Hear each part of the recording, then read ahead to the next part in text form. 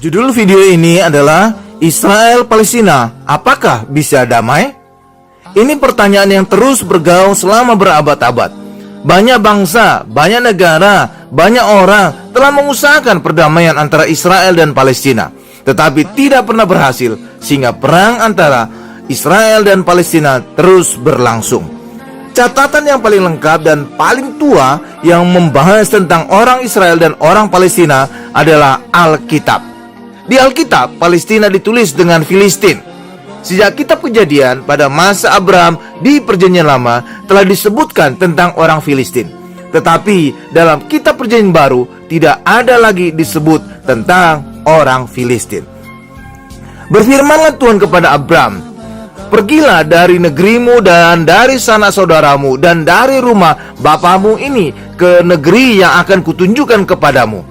Aku akan membuat engkau menjadi bangsa yang besar dan memberkati engkau, serta membuat namamu masyhur, dan engkau akan menjadi berkat."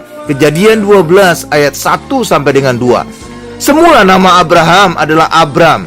Namamu bukan lagi Abram, melainkan Abraham, karena engkau telah kutetapkan menjadi bapa sejumlah besar bangsa. Kejadian 17 ayat 5. Semula Abraham tidak terlalu patuh kepada Allah karena membawa Lot pergi, padahal Abraham harus meninggalkan sanak saudaranya. Abraham membawa Sarai istrinya dan Lot anak saudaranya dan segala harta benda yang didapat mereka dan orang-orang yang diperoleh mereka di Haran. Mereka berangkat ke tanah Kanaan, lalu sampai di situ. Kejadian 12 ayat 5. Ternyata negeri yang ditunjukkan Tuhan untuk dimasuki Abraham adalah tanah Kanaan. Di tanah Kanaan Tuhan berjanji kepada Abraham, "Aku akan memberikan negeri ini kepada keturunanmu." Kejadian 12 ayat 7. Inilah pertama kali Tuhan menjanjikan tanah Kanaan kepada keturunan Abraham. Siapa keturunan Abraham itu yang akan diberikan tanah Kanaan? Dari Hagar orang Mesir dan hamba Sarah itu, Abraham mendapatkan anak yang bernama Ismail. Tidak ada ayat di Alkitab yang menyatakan tanah Kanaan diberikan kepada Ismail. Dari Sarah, istri Abraham itu, lahirlah Ishak. Dari Ishak kelak akan lahir Esau dan Yakub. Di kemudian hari Tuhan merubah nama Yakub menjadi Israel. Kejadian 32 ayat 28. Inilah pertama kali nama Israel disebutkan di Alkitab. Israel memperanakan 12 anak laki-laki yang kemudian menjadi 12 suku Israel dan menjadi bangsa Israel. Dalam kitab Keluaran dikisahkan bangsa Israel masuk dan merebut tanah Kanaan. Jadi kepada bangsa Israel yang keturunan Abraham inilah Allah menjanjikan memberikan tanah Kanaan.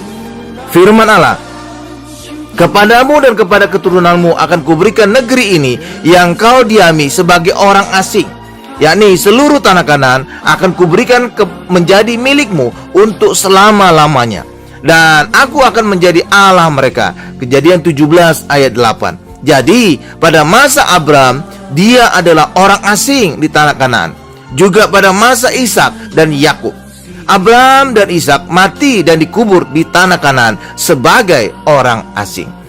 Ketika Yusuf, anak Yakub, menjadi perdana menteri di Mesir, Yakub beserta seluruh anak-anak dan keluarganya pindah ke Mesir untuk menghindari kelaparan yang berlangsung selama 7 tahun di seluruh dunia. Yusuf memelihara mereka semua di tanah Gosen di Mesir. Yakub mati di Mesir tetapi dikubur di tanah Kanaan. Juga Yusuf dan saudara-saudaranya mati di Mesir, tetapi tulang-tulang Yusuf dibawa orang Israel ke tanah Kanaan ketika bangsa Israel keluar dari perbudakan di Mesir. Bangsa Israel diperbudak di Mesir selama 400 tahun. Kejadian 15 ayat 13. Jika dianggap sebelumnya selama 100 tahun bangsa Israel telah tinggal di Mesir, maka selama 500 tahun bangsa Israel telah meninggalkan tanah Kanaan. Mereka kembali lagi ke tanah Kanaan dengan memerangi dan mengusir bangsa-bangsa yang hidup di dalamnya. Bangsa Israel hidup dan tinggal di tanah perjanjian atau tanah Kanaan selama 1500 tahun. Selama di tanah Kanaan inilah bangsa Israel sering dikisahkan berperang dengan bangsa Filistin. Dalam kisah Daud melawan Goliat adalah gambaran perang bangsa Israel dengan bangsa Filistin. Daud mewakili orang Israel, sedangkan Goliat mewakili orang Filistin. Tiga raja Israel mula-mula, yaitu Raja Saul, Raja Daud, dan Raja Salomo, ketiganya mengalami peperangan dengan bangsa Filistin. Dalam kisah Simson dan Delila, itu dalam konteks peperangan bangsa Israel dengan bangsa Filistin. Jadi, sudah ribuan tahun terjadi peperangan antara Israel dan Palestina. Bagaimana mungkin bisa didamaikan? Peperangan ini bukan perang agama, karena agama Kristen lahir pada abad pertama Masehi, sedangkan agama Islam lahir pada tahun 600-an atau abad ke-7 Masehi. Saat itu orang Israel agama Yudaisme, sedangkan bangsa Palestina masih menyembah berhala Dagon. 1 Samuel 5 ayat 1 sampai dengan 2. Ketika Abraham masuk ke tanah Kanaan setelah keluar dari Ur Kasdim, tidak ada konflik dengan orang Filistin yang ada di tanah Kanaan. Pada masa Yakub, cucu dari Abraham, mereka belum menjadi suatu bangsa, tetapi masih Yakub dan anak-anaknya serta keluarga-keluarga mereka. Anak-anak Yakub sudah disebut dengan anak-anak Israel. Ketika terjadi kelaparan selama 7 tahun, Yakub dan anak-anaknya serta keluarga mereka pindah ke Mesir dan dipelihara oleh Yusuf yang saat itu telah menjadi Perdana Menteri di Mesir. Rupanya anak-anak Israel dan keluarga mereka senang tinggal di Mesir. Mereka beranak pinak sangat cepat sehingga menjadi suatu bangsa yang besar dan disebut orang Ibrani. Pertumbuhan yang demikian cepat membuat Firaun saat itu menjadi takut, sehingga dengan kekerasan memaksa orang Ibrani menjadi budak mereka. Orang Ibrani atau orang Israel ini menjadi budak di Mesir selama 400 tahun. Di bawah pimpinan Musa, bangsa Israel keluar dari Mesir, menyeberangi Laut Merah. Bangsa Israel berjalan di padang gurun. Sebenarnya ke arah utara, bangsa Israel bisa berjalan lebih singkat ke tanah Kanaan, tetapi Allah memimpin mereka ke arah selatan menuju Gunung Sinai yang lebih jauh. Ternyata maksud Allah adalah memberi bangsa Israel 2 loh batu hukum Taurat di Gunung Sinai dan membangun bait Allah atau kemah pertemuan serta peraturan-peraturan lain. Selain itu, di padang gurun Allah juga mengajar bangsa Israel beribadah menyembah Allah secara benar. Di padang gurun Paran, Tuhan berfirman kepada Musa untuk mengutus 12 orang pengintai. Bilangan 13 ayat 1 sampai dengan 3. Setelah para pengintai kembali, ternyata 10 pengintai itu membuat orang Israel memberontak kepada Allah dan Musa. Akibatnya Allah murka sehingga semua orang Israel yang lahir di Mesir kecuali Yosua dan Kaleb tidak bisa masuk tanah Kanaan. Termasuk juga Musa dan Harun tidak masuk. Orang Israel harus kembali berjalan di padang gurun selama 40 tahun. Setelah 40 tahun bangsa Israel berjalan di padang gurun, kepemimpinan bangsa Israel berganti. Musa digantikan oleh Yosua. Musa mati di Gunung Nebo. Yosua kemudian memimpin bangsa Israel memasuki tanah Kanaan. Bangsa Israel menyeberangi sungai Yordan di tanah yang kering. Ketika kaki imam-imam pengangkut tabut perjanjian menginjakkan kakinya di sungai Yordan, maka air sungai Yordan terbelah 2. Kota pertama yang dikalahkan bangsa Israel di tanah Kanaan adalah Yeriko. Oleh pertolongan yang unik dari Tuhan, membuat tembok Yeriko yang kokoh menjadi runtuh dan orang Israel bisa mengalahkan orang Yeriko. Ini adalah konflik pertama orang Israel dengan penduduk Kanaan yang terdiri dari orang Kanaan, orang Het, orang Amori, orang Feris, orang Hewi, dan orang Yebus. Keluaran 3 ayat 8. Mungkin salah satu dari ke-6 bangsa di tanah Kanaan inilah yang menjadi orang Filistin. Perang terus terjadi antara orang Israel dan orang Filistin. Ketika itulah muncul kisah Daud melawan Goliat, kisah Simson yang perkasa yang membunuh ribuan orang Filistin dengan rahang keledai, dan di saat kematiannya Simson membunuh lebih banyak lagi orang Filistin. Anehnya, hanya dalam perjanjian lama disebutkan adanya orang Filistin, tetapi dalam kitab-kitab perjanjian baru tidak ada lagi disebutkan kehadiran orang Filistin. Setelah kematian Raja Salomo, kerajaan Israel pecah menjadi 2 kerajaan, yaitu kerajaan Israel dan kerajaan Yehuda. Di kemudian hari kerajaan Israel mengalami pembuangan ke Asyur. 2 Raja-Raja 17 ayat 6. dan mereka kawin campur yang kemudian disebut orang Samaria. Sedangkan kerajaan Yehuda mengalami pembuangan ke Babel selama 70 tahun. Tetapi mereka tidak kawin campur. Mereka inilah yang di kemudian hari disebut dengan bangsa Yahudi. Pada masa Tuhan Yesus lahir, pelayanan, mati, bangkit, dan naik ke surga dari tahun 1 Masehi sampai 33 Masehi tidak ada disebutkan orang Filistin. Tahun 33 Masehi, gereja mulai bertumbuh. Saat Pentakosta, orang Kristen bertambah 3.000 orang. Kisah Para Rasul 2 ayat 41. Penganiayaan orang Kristen mulai terjadi. Tetapi penganiayaan ini justru membuat orang Kristen semakin cepat tersebar ke seluruh dunia. Karena sambil melarikan diri, mereka juga menginjil. Semula Saulus adalah seorang penganiaya orang Kristen, tetapi setelah bertobat dan namanya berubah menjadi Paulus, ia menjadi penginjil, pendiri gereja, dan penulis kitab suci yang paling produktif, sehingga 2/3 kitab Perjanjian Baru ditulis oleh Rasul Paulus. Sekitar 40 tahun setelah Tuhan Yesus naik ke sorga, pada tanggal 5 Agustus tahun 70 jam 3 sore, Yerusalem dan Bait Allah dihancurkan tentara Romawi di bawah pimpinan Jenderal Titus. Banyak orang Yahudi yang mati dibunuh, sedangkan yang masih hidup dibawa ke dalam pembuangan. Saat itulah terjadi diaspora besar-besaran orang Yahudi ke seluruh dunia. Selama 2000 tahun, orang Yahudi meninggalkan tanah Kanaan, tanah perjanjian atau tanah Palestina. Tetapi setelah Perang Dunia Kedua dan orang Yahudi mengalami banyak penganiayaan di banyak negara, dan puncaknya ketika Hitler membunuh 6 juta orang Yahudi di kamar gas, orang Yahudi dari seluruh dunia kembali ke tanah perjanjian. Sebagaimana dilansir Britannica, kata Palestina berasal dari bahasa Yunani Philistia.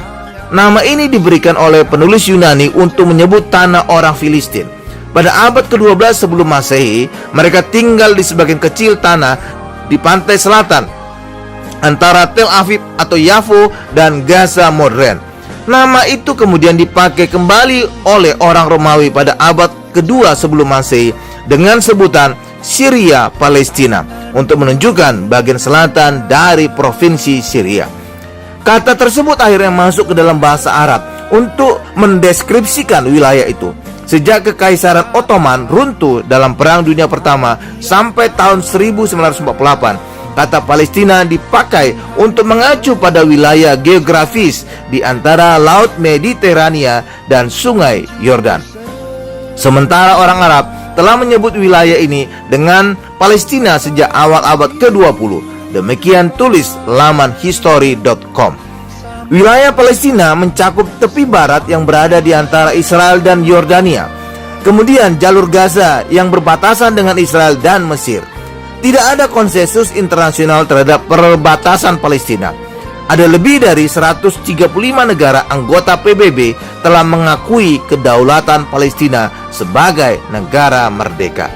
Dalam sejarahnya, Palestina dikuasai oleh bangsa-bangsa termasuk Asyur, Babilonia, Persia, Yunani, Romawi, Arab, Turki, tentara salib, sampai Mesir.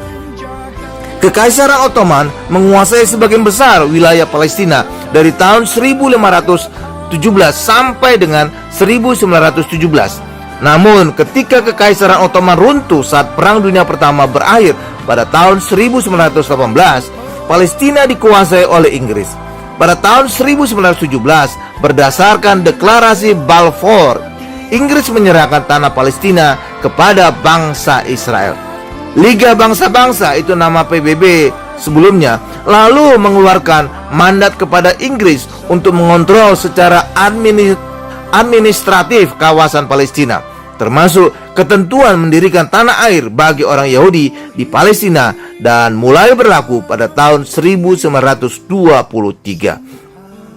Konflik Palestina-Israel terjadi hingga kini setelah 2 dekade masa pemerintahan Inggris di Palestina. Pada tahun 1947, PBB lewat resolusi 181 mengusulkan rencana untuk membagi wilayah Palestina menjadi 2 bagian, yakni negara Yahudi dan negara Palestina. Sementara kota Yerusalem, khususnya Yerusalem Timur, yang diklaim oleh orang Yahudi dan Palestina, dijadikan wilayah internasional dengan status khusus. Rencana tersebut menuai kontroversi. Para pemimpin Yahudi setuju, sementara mayoritas orang Palestina menolaknya, dengan alasan seharusnya mereka yang lebih banyak diberikan wilayah karena mewakili mayoritas penduduk. Mereka pun mulai membentuk pasukan sukarelawan di seluruh Palestina. Pada tahun 1948, dalam kondisi belum ada kesepakatan dengan orang Palestina, bangsa Israel mendeklarasikan kemerdekaan pada tanggal 14 Mei 1948. Warga Palestina marah dan negara-negara Arab dimobilisasi untuk menolak pembentukan negara Israel. Maka terjadilah perang Arab Israel pada tahun 1948. Pada tahun 1949, Inggris menarik diri dari Palestina. Ketika perang berakhir, Israel malah menguasai sebagian besar wilayah bekas kekuasaan Inggris, termasuk menguasai sebagian besar wilayah Yerusalem. Sementara Yordania menguasai tepi barat dan Mesir menguasai jalur Gaza. Menurut PBB, lebih dari setengah populasi Palestina melarikan diri dan diusir. Tidak berhenti sampai di situ, perang dan konflik terus terjadi. Tepat di tanggal 6 Juni 1967 terjadi perang 6 hari. Israel merebut jalur Gaza dan semenanjung Sinai milik Mesir. Israel juga merebut dataran tinggi Golan dari Suriah, serta merebut tepi barat dan Yerusalem Timur dari Yordania. Kembali terjadi perang Yom Kippur pada tanggal 6-25 Oktober 1973. Kendati demikian, Israel menawarkan diri untuk mengembalikan wilayah yang sudah mereka rebut itu. Dengan imbalan, Arab harus mengakui hak Israel untuk hidup dan memberikan jaminan tidak menyerang lagi di masa depan. Namun, tawaran itu ditolak oleh para pemimpin Arab. Hanya Mesir yang merundingkan kembalinya semenanjung Sinai dengan tawaran pengakuan diplomatik penuh atas Israel. Konflik Israel dan Palestina ini telah menyebabkan kekerasan selama beberapa dekade. Namun demikian, pemimpin Israel dan Palestina masih menginginkan kesepakatan damai dan mencari solusi atas konflik kedua negara. Tetapi yang menjadi masalah, negara Palestina terpecah atas dua fraksi, yaitu fraksi Fatah dan fraksi Hamas. Fatah banyak menempuh jalan damai dan diplomasi, sedangkan Hamas banyak menempuh jalan kekerasan dan perang. Fatah menguasai daerah tepi barat Sungai Yordan, sedangkan Hamas menguasai daerah jalur Gaza. Dalam beberapa waktu terakhir ini, Hamas memancing konfrontasi dengan Israel dengan meluncurkan 1.500 rudal ke Israel. Israel membalas dengan keras dengan menerbangkan pesawat-pesawat pembom. Hamas menggunakan taktik yang sadis, di mana rudal diluncurkan dari daerah perumahan, rumah sakit, dan perkantoran. Mereka menjadikan masyarakat sipil sebagai tameng hidup.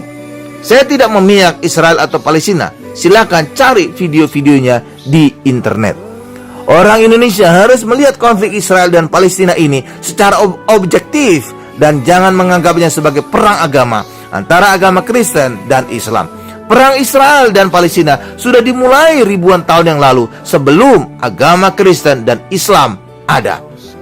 Dari Wikipedia tahun 2019, yaitu wikipedia.org/wiki/Israel, diperoleh informasi data demografi Israel.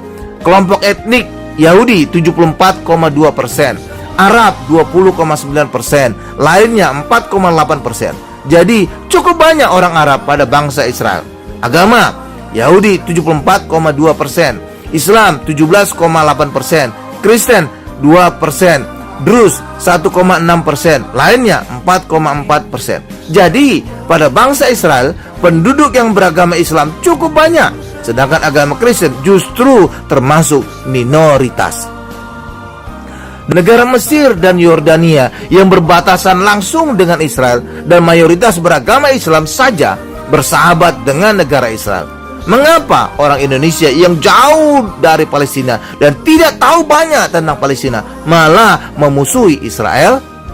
Yang menarik, ketika bangsa Israel akan mengembalikan daerah jalur Gaza kepada Mesir, mereka tidak bersedia menerimanya. Bahkan Presiden Anwar Sadat menolak dengan berkata, jika jalur Gaza dikembalikan, maka lebih baik tidak berdamai dengan Israel. Berarti orang Palestina di jalur Gaza suka membuat masalah, sehingga pemerintah Mesir saja pusing dibuatnya. Demikian juga ketika daerah tepi barat akan dikembalikan Israel kepada Yordania, Raja Hussein juga menolak dengan alasan yang sama. Memang orang Palestina pintar membungkus masalah tanah air mereka dengan bungkus agama, sehingga orang Islam yang mayoritas di Indonesia merasa bangsa Palestina saudara mereka. Mari belajar dari Mesir dan Yordania yang tahu persis siapa itu orang-orang Palestina. Jangan terkecoh dengan bungkus agama. Sebagai tambahan informasi, tempat-tempat suci agama Kristen di Bethlehem dan Nazaret ada di daerah Palestina.